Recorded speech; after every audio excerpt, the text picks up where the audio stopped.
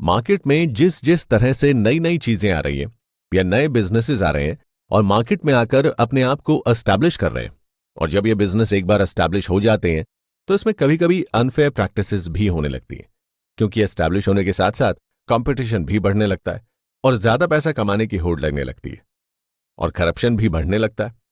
Author कहते हैं कि यूएस में फ्री मार्केट का कॉन्सेप्ट है, जहां पर कोई भी किसी भी तरह का बिजनेस और जॉब कर सकता है। हर किसी को बिजनेस करने की परमिशन रहती है।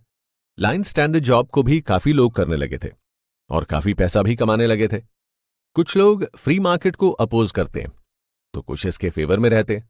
जो फ्री मार्केट के फेवर में थे उनका यही मानना है कि अगर प्ले देखने के लिए थिएटर चाहता है कि ऐसी ऑडियंस आए जो प्ले की वैल्यू करे, ये समझ आए कि आखिर प्ले क्या होता है, और जिस ऑडियंस को जब ये समझ में आता है कि वो ऑडियंस अगर चाहती है कि किसी तरह से उन्हें प्ले का टिकट मिल जाए और उस टिकट को पाने के लिए अगर वो लाइन स्टैंडर को पे कर रही है, तो इसमें कुछ भी बुरा नहीं है।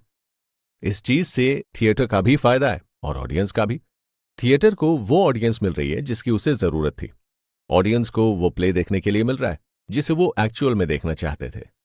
ऑथर कहते हैं कि फ्री मार्केट को सपोर्ट करने वालों की ये बातें उतनी कन्विंसिंग नहीं है। अगर आप एक्चुअल में चाहते सोशल, तो उसके लिए फ्री मार्केट है, क्योंकि अगर किसी वैल्यूएबल चीज के लिए कोई पे करना चाह रहा है तो इसका यह मतलब नहीं है कि वो वाकई में उस चीज की वैल्यू करता है। ऐसे कई लोग होंगे जो एक्चुअल में प्ले की वैल्यू करते हैं, लेकिन वो टिकट अफोर्ड नहीं कर पा रहे होंगे, और ऐसे होंगे जो शायद प्ले की उतनी वैल्यू ना करें लेकिन फिर भी उनके पास पैसा ज्यादा हो और उसका यूज करने के लिए उन्होंने अपने प्ले का टिकट ले लिया होगा। ऑथर आगे कहते हैं कि उन्होंने ये कई बार देखा है कि किस तरह से लोग अच्छे शोज या स्पोर्ट्स को देखने के लिए महंगे टिकट ले लेते हैं और फिर थोड़ी देर में उस शो को एंजॉय करते हैं और फिर चलाते हैं। उनके अंदर शो या स्पोर्ट्स को देखने का पैशन नहीं रहता है, लेकिन उन्हें यह पता रहता है कि वो शो और स्पोर्ट्स देखने के लिए आसानी से टिकट अफोर्ड कर पाएंगे। ऐसे लोगों को बहुत ज्यादा परवाह भी नहीं होती है और ना ही ये इतने एक्साइटेड होते हैं। मार्केट हमेशा से डिस्क्रिमिनेट करती है और उन्हें ज्यादा फेवर करती है जो किसी भी गुड्स या वैल्यू के लिए ज्यादा पैसा देने को तैयार हो, और मार्केट इसी तरह से गुड्स को एलोकेट भी करती है। ठीक इसी तरह क्यू के केस में क्यू गुड्स को लाइन में कितनी देर खड़ा रखना इस बेस पर एलोकेट करती है कि जितना ज्यादा आप वेट करेंगे उतनी ही उनकी वैल्यू और आपकी पे बढ़ती जाएगी। हालांकि इसका मतलब ये नहीं है कि आप किसी प्रोडक्ट्स, गुड्स या सर्विसेज की वैल्यू इस बात पर लगाएं कि आप उसके लिए कितना पैसा दे रहे हैं या फिर आप उस चीज के लिए कितनी देर लाइन में खड़े हैं। कुछ लोगों का यही मानना है कि जब तक आप किसी गुड्स या सर्विसेज के लिए पे ना करें तब तक आप उस चीज को पूरी तरह से एंजॉय नहीं कर पाएंगे, आप उस चीज का सही से मजा नहीं ले पाएंगे। लेकिन ऐसा हर बार हो ये जरूरी नहीं है। अगर आप किसी चीज को फ्री में दे रहे हैं तो हो सकता है कि उस चीज को ज्यादा एंजॉय करें, हो सकता है कि पे करने के कंपैरिजन में वो फ्री सर्विस पाकर ज्यादा एंजॉय करें।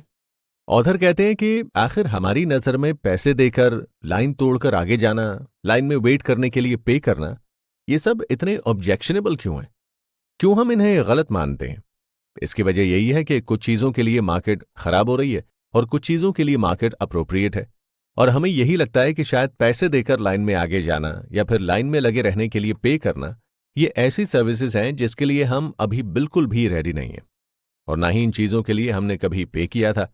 और हमारे लिए ये सर्विसेज नई इसलिए हैं क्योंकि हम अपने माइंड में इन सर्विसेज की वैल्यू नहीं लगा पा रहे। हम ये डिसाइड ही नहीं कर पा रहे हैं कि इस सर्विस को किस तरह से वैल्यू किया जाए।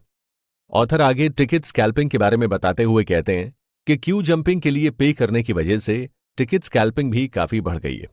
टिकट स्कैल्पिंग मतलब आपने किसी इवेंट के लिए टिकट खरीदा और उस टिकट को अपने हाई प्राइस पर मार्केट में बेच दिया। माइकल कहते हैं कि कुछ अंडर प्राइस्ड गुड्स थे जिन्होंने टिकट स्कैल्पिंग को बढ़ावा दिया था, और इसे समझाने के लिए ऑथर हमें योसेमाइट नेशनल पार्क में कैंपसाइट का इंसिडेंट बताते हैं। योसेमाइट नेशनल पार्क में हर साल लगभग 40 लाख लोग आते हैं, जिसमें से सिर्फ प्राइम 900 कैंपसाइट को ही एडवांस में रिजर्व किया जाता है, और एडवांस बुकिंग को सिर्फ $20 में ही कराया जा सकता है। ये बुकिंग हर महीने की 15 तारीख को सुबह 7 बजे से शुरू होती है। इसे आप चाहें तो ऑनलाइन बुक करा सकते हैं या फिर टेलीफोन के थ्रू भी करा सकते हैं। गर्मियों में कैंपसाइट की डिमांड इतनी ज्यादा होती है कि जैसे ही इसकी बुकिंग शुरू होती है ये फटाफट बुक हो जाती है। लेकिन 2011 में कैंपसाइट की इतनी डिमांड हो रही थी कि टिकट स्कैल्पर्स ने पहले ही सारे टिकट्स खरीद लिए और एक टिकट को $100 से लेकर $150 तक में बेच दिया। और कई लोगों ने इसकी कंप्लेन भी योसेमाइट नेशनल पार्क अथॉरिटी को की और अथॉरिटी ने इसे रोकने की कोशिश भी की। अगर हम स्टैंडर्ड लॉजिक की बात करें तो हम ये कह सकते हैं कि योसेमाइट नेशनल पार्क अगर चाहता है कि कैंपसाइट का एक्सपीरियंस वही करे जो उसकी सही वैल्यू दे, और इसका मेजर इसी बात से किया जा सकता है कि लोग इस सर्विस के लिए कितना पे करने के लिए विलिंग है। अगर योसेमाइट नेशनल पार्क ऐसा सच में चाहता है तो उसके लिए वो अपने चार्जेस को बढ़ा सकता था। चार्जेस जब बढ़ जाते तो डिमांड अपने आप कम हो जाती और कैंपसाइट का एक्सपीरियंस फिर वही कर पाते जो एक्चुअल में उस एक्सपीरियंस को वैल्यू देने को तैयार हो। एक न्यूज़पेपर ने इसे स्कैम बताया और इसमें योसेमाइट नेशनल पार्क अथॉरिटी को भी मिले होने की बात कही है।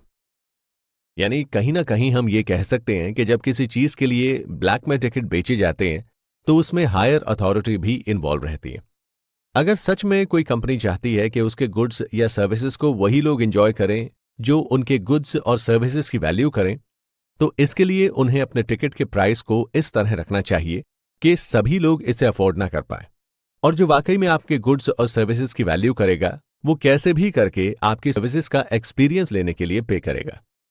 ऑथर कहते हैं कि चीजों को सीक्रेट रखना चाहिए, यानी कुछ ऐसे इवेंट हैं या फील्ड हैं जैसे योसेमाइट नेशनल पार्क, इन सब जगहों पर अगर इस तरह के स्कैम्स होते हैं तो लोगों का चीजों से यकीन हट जाता है। नेशनल पार्क में हर कॉमन मैन आता है सिर्फ एंजॉय करने के लिए और नेशनल पार्क कोई बहुत बड़ी वैल्यूएबल चीज नहीं है। और अगर इन सभी जगहों पर भी टिकट स्कैल्पिंग जैसे इंसिडेंट होते हैं तो हम समझ सकते हैं कि किस तरह से हमारी सोसाइटी करप्ट हो गई है और किस तरह से पैसे ने हर जगह अपनी होल्ड बना ली है।